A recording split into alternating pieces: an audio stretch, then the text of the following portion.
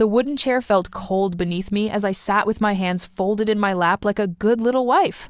Benjamin sat across from me at his lawyer's table, his expensive suit perfectly pressed, his smile wide and confident. He looked like he had already won. Maybe he thought he had. "You'll never touch my money again," he whispered to me, just loud enough for his lawyer to hear. His voice carried that same tone he used when he told me I couldn't buy groceries without asking first, or when he explained why I didn't need my own credit card anymore. He looked proud, like a hunter who had just caught the biggest prize of his life. Veronica sat in the gallery behind him, her perfectly manicured fingers resting on her designer purse. She leaned forward slightly, her red lips curving into a smile that made my stomach turn. "That's right, sweetheart," she said softly, her voice dripping with fake sweetness. She called him sweetheart the same way I used to, back when I thought our marriage meant something. Back when I thought the man I married actually existed. Dorothy, Benjamin's mother, sat beside Veronica like they were old friends planning a tea party. Her silver hair was pulled back in a tight bun, and her cold blue eyes looked at me like I was something dirty she had stepped in. She had never liked me, not from the day Benjamin brought me home 8 years ago. I wasn't good enough for her precious son, she always said. Not rich enough, not classy enough, not worthy of the Foster family name. "She doesn't deserve a cent," Dorothy said, her voice carrying across the quiet room. She smiled when she said it, the same smile she gave me every Christmas when she handed me a gift card to Target while giving Veronica expensive jewelry. Even before the affair, Dorothy had been planning my replacement. My lawyer, Mr. Peterson, sat beside me shuffling through papers. He looked nervous, like he knew we were about to lose everything. Benjamin's legal team had 3 lawyers, all from the most expensive firm in the city. They had briefcases full of documents showing how I had never worked, how I had no skills, how I deserved nothing more than basic support. They painted me as a gold digger who had trapped their poor, innocent client. Judge Hawkins, a woman in her 50s with sharp eyes and graying hair, had been listening to their arguments all morning. She had a reputation for being tough but fair. She didn't smile much, and she didn't seem impressed by expensive suits or fancy lawyers. But even she looked like she was ready to rule in Benjamin's favor. "Your Honor," Benjamin's lead lawyer said, standing up with a thick folder in his hands, "my client has been more than generous. Mrs. Foster has no work experience, no education beyond high school, and no assets of her own. She lived a comfortable life for 8 years without contributing anything to the household income. A modest monthly allowance is more than fair." I wanted to laugh. No work experience? I had managed Benjamin's entire social calendar, organized his business dinners, and handled all the household management that kept his life running smoothly. No education? I had a marketing degree that I never got to use because Benjamin convinced me I didn't need to work. No assets? That was because every time I tried to save money or start my own account, Benjamin found a reason why I couldn't. But I sat quietly, playing the part they all expected me to play. The weak, helpless wife who didn't understand money or business or how the real world worked. I had been playing this part for so long that sometimes I almost believed it myself. Benjamin turned to look at me, his dark eyes full of satisfaction. He thought he had broken me completely. For the past 6 months, since I discovered his affair, he had been preparing for this moment. He moved money around, hid assets, and made sure everything looked like it belonged to him alone. He thought I was too stupid to notice, too scared to fight back. Mr. Peterson stood up slowly, like he was walking to his own execution.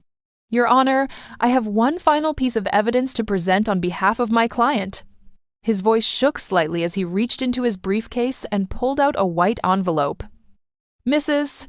Foster has prepared a letter for the court's consideration." Benjamin's lawyer looked confused. They hadn't been told about any letter. Benjamin frowned, his confident smile fading just a little.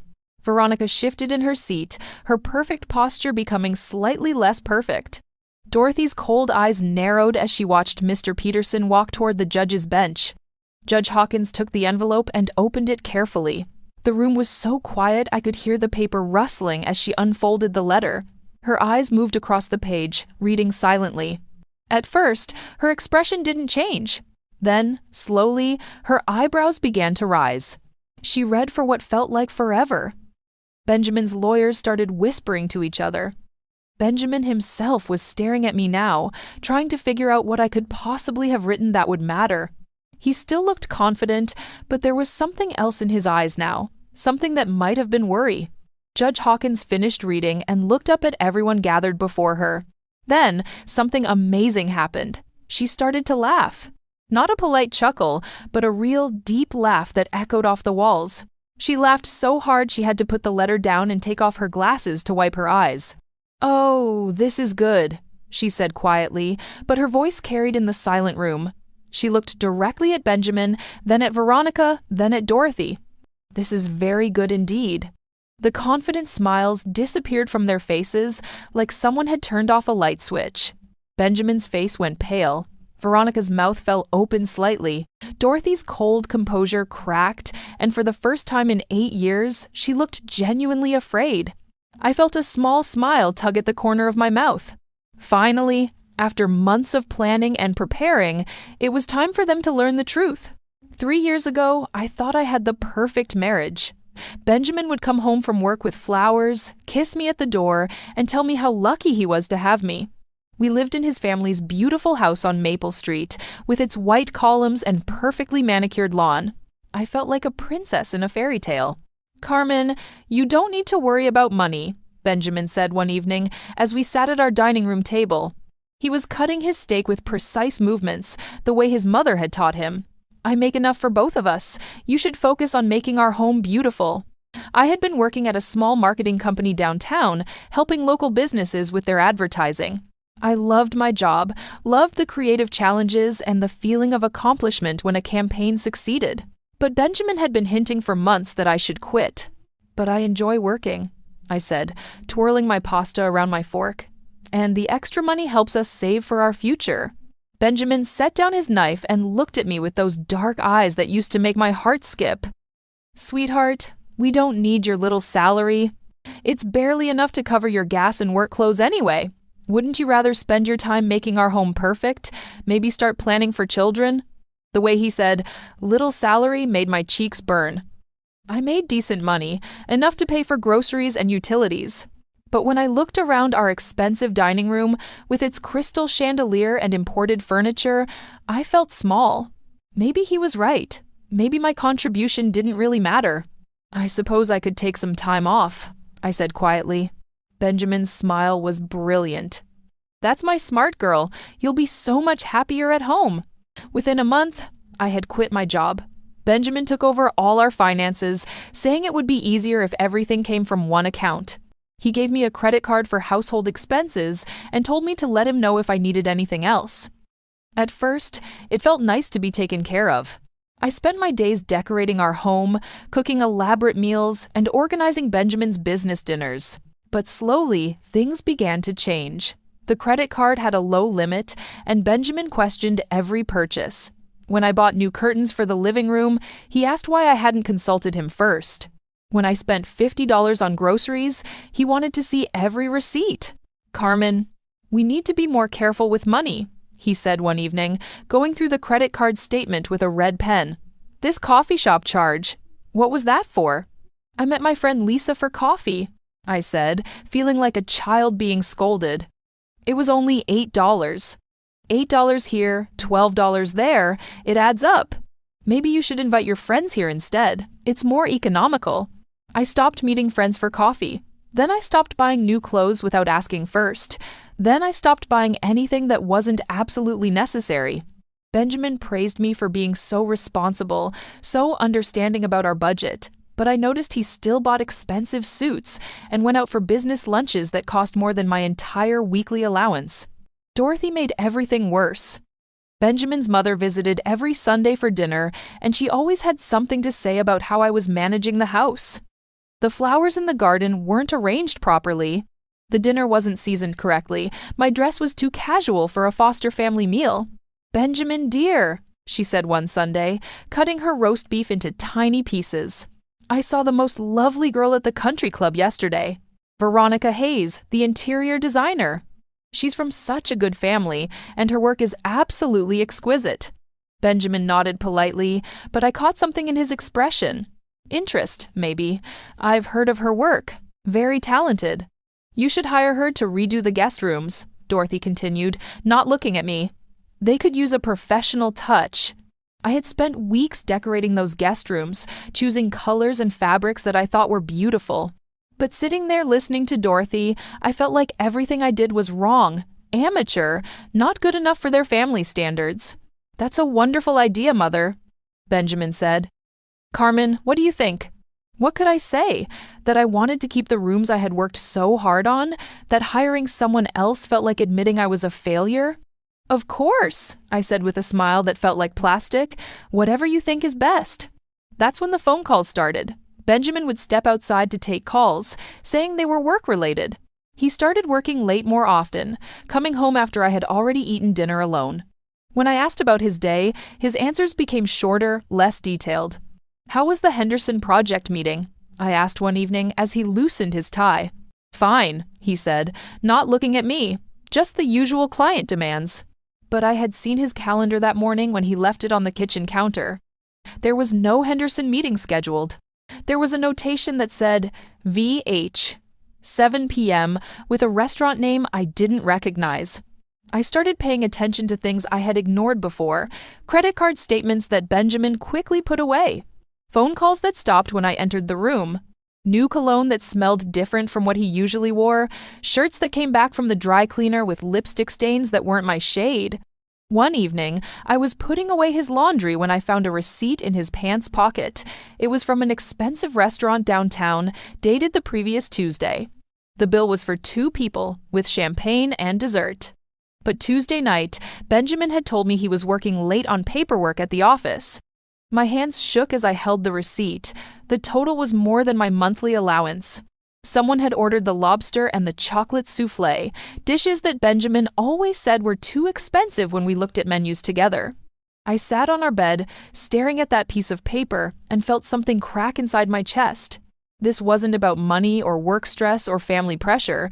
This was about lies. This was about Benjamin living a completely different life when he wasn't with me. That night, when Benjamin came home smelling like perfume that wasn't mine, I didn't say anything. I smiled and asked about his day, and he told me about meetings that I now knew hadn't happened. I nodded and served him dinner and pretended everything was normal. But inside, I was already starting to plan. The next morning, I waited until Benjamin left for work before I got dressed. Instead of my usual routine of cleaning and organizing, I put on dark jeans and a baseball cap. I felt like a spy in a movie, except this was my real life falling apart. I drove to Benjamin's office building downtown and parked across the street where I could see the entrance. My heart pounded so hard I thought it might burst. What was I doing? Following my own husband like some crazy person? But I had to know the truth. At 11:30, Benjamin walked out of the building. He wasn't alone. A woman with long blonde hair and a red coat walked beside him. She was beautiful in a way that made my stomach hurt. Tall, elegant, with perfect posture and expensive clothes. Everything I wasn't. They got into Benjamin's car together, laughing about something. The woman put her hand on his arm as they talked, and Benjamin smiled at her the way he used to smile at me. I followed them through the city streets, staying far enough back that they wouldn't notice me. They went to Romano's, the fancy Italian restaurant where Benjamin had taken me for our anniversary 2 years ago. The same restaurant where he told me we couldn't afford to eat anymore because we needed to save money. I watched through the window as they sat at a corner table, holding hands across the white tablecloth. The woman had to be Veronica Hayes, the interior designer Dorothy had mentioned.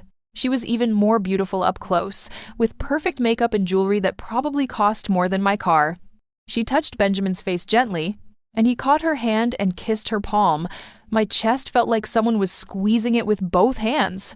I sat in my car for 2 hours, watching them eat and laugh and act like a couple in love. When they finally left, Benjamin walked her to a silver BMW parked nearby. He kissed her goodbye, not a quick peck, but a real kiss that lasted long enough to make me look away.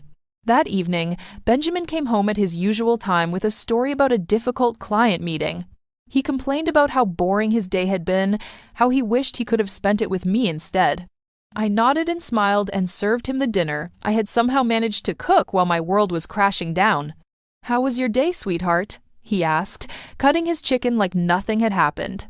"Quiet," I said. "I reorganized the closets and did some reading." "That's my good girl," he said, reaching over to pat my hand. "Always keeping busy." I wanted to scream. I wanted to throw my plate at the wall and demand to know who Veronica was and how long this had been going on. But instead, I squeezed his hand back and asked if he wanted dessert. Over the next few weeks, I became an expert at following them. I learned their routine. Lunch dates on Tuesdays and Thursdays. Evening meetings that were really dinner dates on Fridays. Weekend trips that Benjamin told me were business conferences. They went to art galleries and wine tastings and expensive shops where Veronica tried on clothes that cost more than I spent in 3 months. Benjamin bought her jewelry, flowers, and designer handbags. He paid for everything with credit cards I had never seen before. The worst part was watching how happy he looked with her. He laughed more in one afternoon with Veronica than he had with me in the past year. He held doors for her, pulled out her chair, and looked at her like she was the most fascinating person in the world. All the things he used to do for me, back when our marriage was real. One Saturday, I followed them to the country club where Dorothy was a member. I parked outside and watched through the fence as they played tennis together. Dorothy was there too, sitting at a table on the patio, clapping when Veronica made a good shot. After the game, the three of them sat together having drinks. Dorothy was animated in a way I had never seen her, laughing and gesturing as she talked to Veronica. She touched Veronica's arm affectionately and nodded approvingly at everything she said. It was clear that Dorothy didn't just know about the affair, she was encouraging it. I drove home and sat in my empty house, finally understanding the truth. This wasn't just about Benjamin having an affair, this was about replacing me completely. Dorothy had found someone she considered worthy of her son, and they were all working together to push me out. That night, Benjamin came home with scratches on his arms from the tennis game. When I asked about them, he said he had been moving boxes at work and caught his arm on a nail. Another lie, told so easily that I wondered how many others I had believed over the years. "Benjamin," I said carefully, "your mother mentioned that interior designer again at dinner last week. Veronica Hayes. Have you thought about hiring her?" His face didn't change, but I caught a tiny pause before he answered. "Oh, right. I looked into it, but she's very expensive. Maybe next year when business picks up. She must be very talented to charge so much." "I suppose so. I haven't met her personally." Lie after lie after lie. I nodded and smiled and pretended to believe him, but inside I was taking notes. Every false story, every made-up excuse, every time he looked me in the eye and lied about where he had been and who he had been with. 2 months into my investigation, I realized something that changed everything. Benjamin wasn't just having an affair. He was planning to leave me for Veronica, but he wanted to make sure I got nothing in the divorce. All those conversations about money, all the restrictions on my spending, all the ways he had made me financially dependent, it was all part of a plan. He was going to divorce me and claim I had contributed nothing to our marriage. He would keep the house, the cars, the investments, everything. I would be left with nothing while he started his new life with Veronica and his mother's approval. But Benjamin had made one crucial mistake. He thought I was too weak and too stupid to fight back. He had no idea that I was watching, learning, and planning my own strategy. As I sat in our bedroom that night, listening to him sleep peacefully beside me, I made a decision. If Benjamin wanted to play games with money and lies, I would learn to play them better than he ever could. The next morning, I waited until Benjamin left for his client meeting that I knew was really brunch with Veronica. Then I did something I had never done before. I went into his home office and started looking through his papers. Benjamin's office was his private space, the one room in the house where I wasn't supposed to clean or organize. He kept it locked when he wasn't home, but I had seen him hide the key under his desk lamp months ago. My hands shook as I turned the key and stepped inside. The office was neat and organized, with filing cabinets along one wall and a large desk covered with papers. I didn't know what I was looking for, but I knew I had to start somewhere. I began with the desk drawers, carefully looking through folders and documents. Most of it was boring business stuff that I didn't understand. Contracts for building projects, letters from clients, invoices for construction materials. But in the bottom drawer, I found something interesting. A folder labeled Personal Accounts that contained bank statements I had never seen before. Benjamin had 3 different bank accounts that I didn't know about. The statements showed huge amounts of money going in and out, much more than I thought his business made. There were deposits from companies I had never heard of, and withdrawals for cash amounts that seemed too large for normal expenses. I took pictures of everything with my phone, being careful to put each paper back exactly where I found it. My heart was beating so fast I felt dizzy, but I kept going. If Benjamin was hiding money from me, I needed to know how much and where it was. In the filing cabinet, I found more surprises. There were documents for a company called Foster Holdings LLC that Benjamin had never mentioned. According to the papers, this company owned several properties around the city, properties that Benjamin had told me belonged to his clients. One folder contained receipts for expensive purchases I didn't recognize: a watch that cost $15,000, a vacation to Hawaii that I had never taken, jewelry from stores I had never been to. All of these things were being paid for with money from accounts I didn't know existed. But the most shocking discovery was in a folder marked Legal Documents. Inside were papers from a lawyer I had never heard of, discussing something called asset protection strategies. The documents talked about moving money offshore and creating shell companies to hide wealth from potential creditors or legal claims. I didn't understand all the legal language, but I understood enough to know that Benjamin was hiding money on purpose. He was preparing for something, and I had a terrible feeling that something was our divorce. I spent 3 hours in that office, taking pictures of every document that seemed important. By the time I heard Benjamin's car in the driveway, I had locked everything back up and was in the kitchen making lunch like nothing had happened. "How was your meeting?" I asked as he kissed my cheek. "Productive," he said, loosening his tie. "The Johnson project is moving forward faster than expected." Another lie. I had seen his calendar, and there was no Johnson project, but I smiled and nodded and asked if he wanted a sandwich. That afternoon, I did something else I had never done before. I called my old friend Lisa, who worked as an accountant downtown. We had lost touch after I quit my job, but I hoped she would still help me. "Carmen," Lisa said when she answered the phone, "I haven't heard from you in forever. How are you?" "I'm okay," I said, trying to keep my voice steady. "Lisa, I need some advice about financial documents. Could we meet for coffee?" "Of course. Is everything all right? You sound worried." "I'll explain when I see you." We met at a small cafe across town, far from anywhere Benjamin might go. Lisa looked the same as always, with her curly red hair and friendly smile. But when I showed her the pictures on my phone, her expression became serious. "Carmen, where did you get these documents?" she asked, scrolling through the images. "They're my husband's business papers. I found them in his office." Lisa was quiet for a long time, studying each picture carefully. Finally, she looked up at me with concern in her eyes. "Carmen, some of these transactions look very suspicious. These shell companies, the offshore accounts, the cash withdrawals, this looks like money laundering." "Money laundering?" I repeated. "What does that mean?" "It means taking money from illegal activities and making it look legal by moving it through different accounts and companies. It's a serious crime." My stomach dropped. "Are you sure?" "I'm not a criminal investigator, but I've seen enough financial fraud cases to recognize the patterns." "Look at this," she said, pointing to one of the bank statements. "Your husband receives large cash deposits from companies that don't seem to exist. Then he moves that money through several different accounts before it ends up in offshore banks. That's classic money laundering behavior." I felt like the room was spinning. "What should I do?" "You need to talk to someone who specializes in financial crimes. I know a detective who works on these kinds of cases.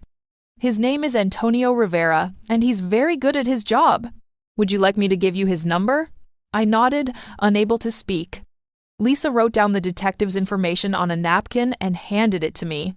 "Carmen, be very careful," she said, reaching across the table to squeeze my hand.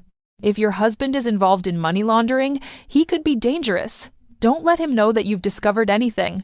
I drove home in a daze, the detective's phone number burning in my pocket.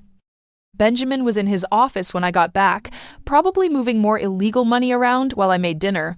I cooked and cleaned and acted normal, but inside I was terrified. That night, as Benjamin slept beside me, I stared at the ceiling and tried to process what I had learned.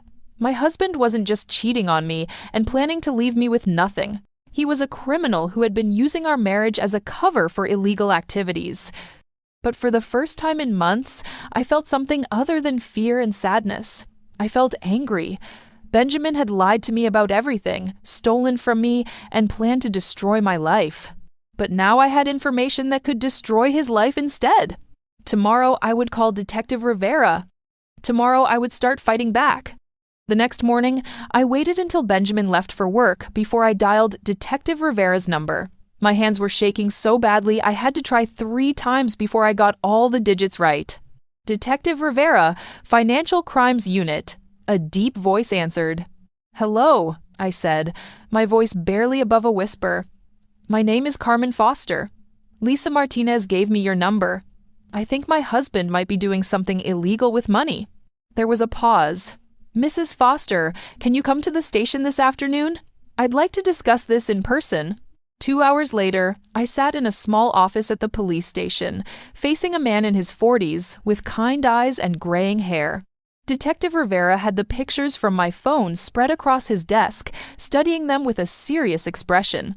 "Mrs. Foster, how long has your husband been involved in these financial activities?" he asked. "I don't know," I admitted. "I just found these papers yesterday. I had no idea any of this existed." Detective Rivera nodded. "That's common in these cases. Spouses often have no knowledge of their partner's illegal activities." He pointed to one of the bank statements.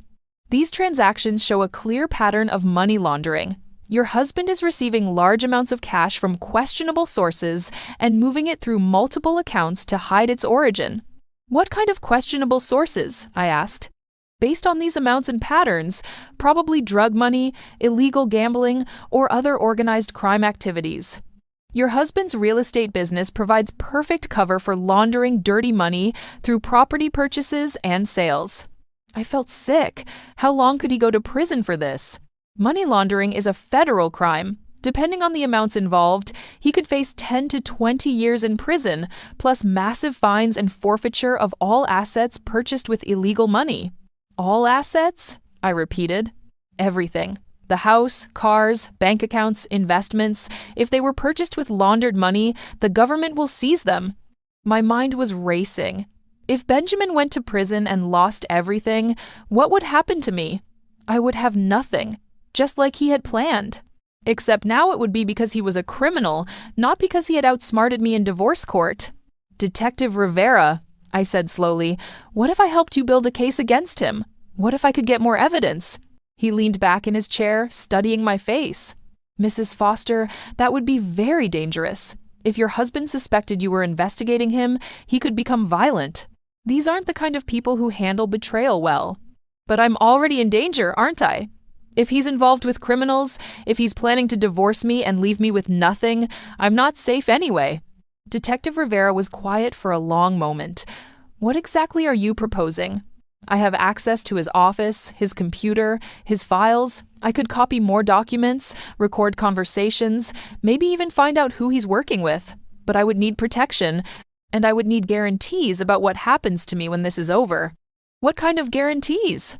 "I want immunity from any charges related to his crimes. I want protection if he tries to hurt me. And I want to keep some of the assets that were purchased with legitimate money from his real estate business." Detective Rivera smiled for the first time since I had arrived. "Mrs. Foster, you're thinking like a prosecutor. Let me make some calls and see what we can arrange." 3 days later, I met with Detective Rivera and a federal prosecutor named Sarah Chen. They had prepared an official cooperation agreement that gave me everything I had asked for in exchange for my help building a case against Benjamin. "Mrs. Foster," Prosecutor Chen explained, "you'll be working as a confidential informant. We'll provide you with recording devices and teach you how to gather evidence safely. But you must understand the risks. If your husband discovers what you're doing, you could be in serious physical danger." "I understand," I said, signing the papers with a steady hand. "When do we start?" Over the next 2 months, I became a different person. During the day, I played the role of the obedient wife, cooking and cleaning and asking Benjamin about his day. But every moment he was out of the house, I was working. I installed tiny recording devices in his office and car. I copied files from his computer onto flash drives. I photographed every document I could find, building a complete picture of his illegal activities. The evidence was overwhelming. Benjamin was laundering money for a drug trafficking organization run by a man named Carlos Mendez. He would receive cash payments of $50,000 to $100,000, then use his real estate company to purchase properties with that money. Later, he would sell the properties and deposit the proceeds into legitimate bank accounts, making the drug money appear clean. But Benjamin had gotten greedy. Instead of just taking his percentage for laundering the money, he had been skimming extra cash for himself. He used this stolen money to fund his affair with Veronica, buying her expensive gifts and taking her on lavish trips. I recorded conversations where Benjamin bragged to his business partner about how easy it was to fool the authorities. I photographed meetings where he received briefcases full of cash from dangerous-looking men. I documented every transaction, every lie, every crime. The hardest part was pretending everything was normal when Benjamin came home each night. He would kiss me and tell me about his day, making up stories about legitimate business deals while I knew he had spent the afternoon with drug dealers and criminals. "You seem different lately," he said one evening as we ate dinner. "More confident, maybe. I like it." "I've been reading more," I said, which was true. I had been reading everything I could find about money laundering and financial crimes, learning new things. "That's wonderful, sweetheart. Knowledge is power." If only he knew how much knowledge I had gained and how I planned to use that power against him. By the end of 2 months, Detective Rivera told me we had enough evidence to arrest Benjamin and seize all his assets, but I asked for 1 more week. I wanted to be in that divorce court when Benjamin thought he had won everything. I wanted to see his face when he realized that his perfect plan had been destroyed by the wife he thought was too stupid to fight back. The trap was set. Now all I had to do was wait for Benjamin to walk into it. The divorce proceedings began on a cold Tuesday morning in November. I sat in the hallway outside the courtroom, wearing a simple black dress that made me look smaller and more helpless than I felt. Benjamin arrived with his team of expensive lawyers, all of them carrying thick briefcases and wearing confident smiles. "Good morning, Carmen," Benjamin said, his voice dripping with fake concern. "I hope we can get through this quickly and amicably." I nodded meekly, playing my part perfectly. "I just want what's fair, Benjamin." He patted my shoulder like I was a child. "Of course you do, sweetheart. Don't worry, I'll make sure you're taken care of." Veronica arrived a few minutes later, wearing a stunning blue suit that probably cost more than I used to make in a month. She sat in the gallery behind Benjamin, her presence a clear message about who would be taking my place. Dorothy sat beside her, the two of them whispering and smiling like old friends planning a celebration. When we entered the courtroom, Benjamin's lead lawyer, Mr. Harrison, immediately took control. He was a tall man with silver hair and an expensive watch, the kind of lawyer who charged $1,000 an hour and won cases through intimidation. "Your Honor," Mr. Harrison began, "this is a straightforward case. My client, Mr. Benjamin Foster, is a successful businessman who has supported his wife for 8 years. Mrs. Foster has no work experience, no education beyond high school, and has made no financial contributions to the marriage. She is seeking an unreasonable settlement that would cripple my client's business and livelihood." Judge Hawkins listened without expression as Mr. Harrison presented their case. They had charts showing Benjamin's income, graphs demonstrating my lack of contribution, and testimony from character witnesses who painted me as a gold digger who had trapped an innocent man. Dorothy took the witness stand first, wearing a navy suit and pearls that made her look like the perfect society matron. She spoke in a clear, confident voice about how I had never fit into their family. Benjamin tried so hard to help Carmen improve herself, Dorothy testified. He paid for etiquette classes, bought her appropriate clothing, even hired tutors to help her learn about art and culture. But she showed no interest in bettering herself or supporting Benjamin's career. Every word was a lie, but Dorothy delivered them with such conviction that I almost believed them myself.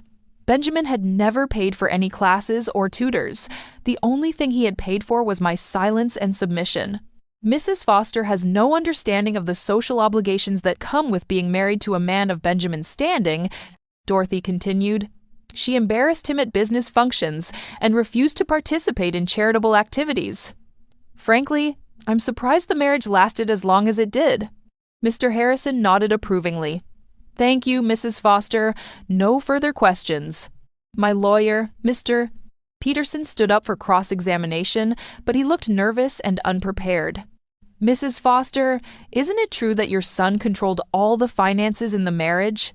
Benjamin managed the money because he's good with finances, Dorothy replied smoothly. Carmen showed no interest in learning about such things. And isn't it true that you encouraged your son's relationship with Miss Hayes? Dorothy's eyes flashed with anger. I have no idea what you're implying. Mr. Peterson sat down quickly, clearly outmatched. I wanted to scream at him to fight harder, but I reminded myself that this was all part of the plan. Next, Benjamin took the witness stand. He looked handsome and sincere in his dark suit, every inch the successful businessman who had been taken advantage of by his greedy wife. Your Honor, Benjamin said, his voice full of sadness, I loved Carmen deeply, but our marriage became impossible. She had no interest in building a life together or supporting my career. She spent money frivolously and refused to take responsibility for household management. I tried to help her, but she seemed content to live off my hard work without contributing anything in return. Mr. Harrison guided Benjamin through a detailed account of our marriage that bore no resemblance to reality. In Benjamin's version, I was lazy, selfish, and financially irresponsible. He was the long-suffering husband who had tried everything to save our marriage. I'm asking for a modest settlement that will allow Carmen to start fresh, Benjamin concluded. A small monthly allowance and perhaps some job training to help her become self-sufficient. I bear her no ill will, but I can't continue to support someone who refuses to support herself. The courtroom was silent when Benjamin finished. Even I had to admit he was convincing. If I didn't know the truth about his crimes and affairs, I might have believed him myself. Veronica never testified, but her presence in the courtroom spoke volumes. She sat behind Benjamin like a queen waiting to claim her throne, occasionally touching his shoulder or whispering encouragement in his ear. Dorothy beamed at her with obvious approval. When it was my turn to testify, I played my part perfectly. I spoke quietly about how I had tried to be a good wife, how I had managed our household and supported Benjamin's career in ways that didn't show up on financial statements. But even to my own ears, I sounded weak and unconvincing. Mr. Harrison's cross-examination was brutal. He made me admit that I had no income, no savings, and no job skills. He questioned every expense I had made, every decision I had taken, until I felt like a criminal on trial for the crime of being financially dependent. By the end of the day, it was clear that Benjamin had won. His lawyers were smiling, Veronica was practically glowing, and Dorothy looked like she was already planning the wedding reception. But I wasn't worried. Tomorrow, Judge Hawkins would read my letter, and everything would change. I sat in that cold wooden chair, watching Benjamin whisper his cruel words about never touching his money again. Veronica's sweet voice calling him sweetheart made my skin crawl, but I kept my face blank. Dorothy's declaration that I didn't deserve a cent should have hurt, but instead it filled me with satisfaction. They had no idea what was coming. Mr. Peterson stood up with shaking hands, pulling out the white envelope that contained 2 months of careful planning. Your Honor, I have one final piece of evidence to present on behalf of my client. Mrs. Foster has prepared a letter for the court's consideration. Benjamin's confident smile faltered slightly. His lawyers looked confused, whispering among themselves about evidence they hadn't been told about. Veronica shifted in her seat, her perfect posture becoming less perfect. Dorothy's cold eyes narrowed as she watched the envelope make its way to Judge Hawkins. Judge Hawkins opened the envelope carefully and began to read. The courtroom was so quiet, I could hear my own heartbeat. I watched her face as her eyes moved across the pages, seeing the moment when her expression changed from mild interest to shock to something that looked like delight. She read for what felt like forever. Benjamin was staring at me now, trying to figure out what I could possibly have written that would matter. He still looked confident, but there was worry creeping into his dark eyes, the same eyes that had lied to me for years. When Judge Hawkins finished reading, she looked up at Benjamin, then at Veronica, then at Dorothy. Then she started to laugh. Not a polite chuckle, but a real, deep laugh that echoed off the walls. She laughed so hard she had to take off her glasses and wipe her eyes. "Oh, this is good," she said quietly, her voice carrying in the silent room. "This is very good indeed." The confident smiles disappeared from their faces, like someone had turned off a light switch. Benjamin's face went pale. Veronica's mouth fell open. Dorothy's cold composure cracked for the first time in 8 years. Judge Hawkins composed herself and looked directly at Benjamin. "Mr. Foster, according to this letter, your wife has been working with federal investigators for the past 2 months. She has provided extensive evidence of your money laundering operation, including recordings, photographs, and financial documents." Benjamin shot to his feet. "That's impossible! She doesn't know anything about my business." "Sit down, Mr. Foster," Judge Hawkins said sharply. "According to Detective Antonio Rivera of the Financial Crimes Unit, you have been laundering money for a drug trafficking organization. You've been skimming funds from your criminal associates and using that money to finance an extramarital affair." Veronica gasped, her hand flying to her throat. "Benjamin, what is she talking about?" "The jewelry, the trips, the expensive dinners," Judge Hawkins continued, reading from my letter, "all paid for with stolen drug money. Miss Hayes, you might want to contact a lawyer. Accepting gifts purchased with proceeds from criminal activity can make you an accessory to money laundering." Veronica's face went white. She looked at Benjamin with horror, realizing that everything he had given her was evidence of serious crimes. "I didn't know," she whispered. "I had no idea." Dorothy stood up, her voice shaking with rage. "This is ridiculous. My son is a respected businessman." "Mrs. Foster," Judge Hawkins said, looking at Dorothy with disgust, "your son faces federal charges for money laundering, tax evasion, and conspiracy. The government will be seizing all assets purchased with illegal funds, which appears to include the family home, vehicles, and most of his business holdings." Benjamin's lawyer was frantically whispering in his ear, but Benjamin pushed him away. "Carmen, you don't understand what you've done. These people don't forgive betrayal. You've put yourself in danger." I stood up slowly, feeling stronger than I had in years. "I understand perfectly, Benjamin. I understand that you're a criminal who used our marriage as a cover for illegal activities. I understand that you planned to leave me with nothing while you started a new life with stolen money, and I understand that you underestimated me completely." Judge Hawkins smiled. "Mrs. Foster, as a cooperating witness in a federal investigation, you are entitled to protection and compensation. The government has agreed to allow you to keep all assets that can be proven to have been purchased with legitimate income from Mr. Foster's real estate business." "How much?" Benjamin asked desperately. "According to the financial analysis, approximately 40% of your assets came from legitimate business income. Mrs. Foster will receive those assets plus spousal support, plus a reward from the federal government for her cooperation in this investigation." Benjamin sank into his chair, the reality finally hitting him. He had lost everything: his business, his money, his freedom, and his future with Veronica. All because he had assumed his wife was too weak and stupid to fight back. Veronica was crying now, mascara running down her cheeks as she realized her dreams of wealth and status were crumbling. Dorothy sat in stunned silence, watching her family's reputation destroyed in a matter of minutes. Furthermore, Judge Hawkins continued, "Federal agents are waiting outside this courtroom to arrest Mr. Foster on charges of money laundering, conspiracy, and tax evasion. This divorce proceeding is suspended pending the outcome of criminal charges." The courtroom doors opened, and Detective Rivera walked in with 2 other agents. Benjamin looked at me one last time, his face a mixture of rage and disbelief. "You have no idea what you've done, Carmen." "I know exactly what I've done," I said calmly. "I've taken my life back." As the agents handcuffed Benjamin and read him his rights, I felt a weight lift from my shoulders that I hadn't even realized I was carrying. For 8 years, I had been living a lie, married to a man who saw me as nothing more than a convenient cover for his crimes. Veronica fled the courtroom, probably already calling lawyers to distance herself from Benjamin's criminal activities. Dorothy followed her, The two women who had planned to celebrate my destruction now facing their own ruin. I walked out of that courtroom a free woman, financially secure and emotionally liberated. Benjamin had taught me that knowledge was power, but he never imagined I would use that lesson against him. The weak, helpless wife he had created was gone forever. In her place stood a woman who had learned to fight back and who had won.